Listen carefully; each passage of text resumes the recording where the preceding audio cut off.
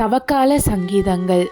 துன்புறுவோரின் மன்றாட்டு. திருப்பாடல்கள் 102.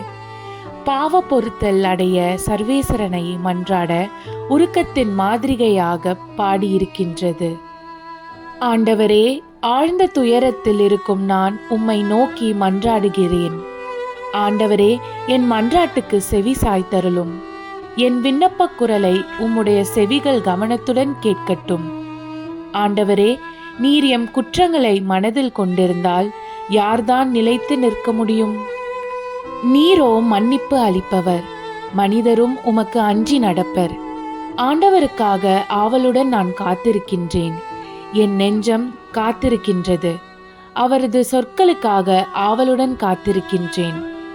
விடியலுக்காய் காத்திருக்கும் காவலரை விட, ஆம், விடியலுக்காய் காத்திருக்கும் காவலரை விட என் நெஞ்சம் என் தலைவருக்காய் ஆவலுடன் காத்திருக்கின்றது.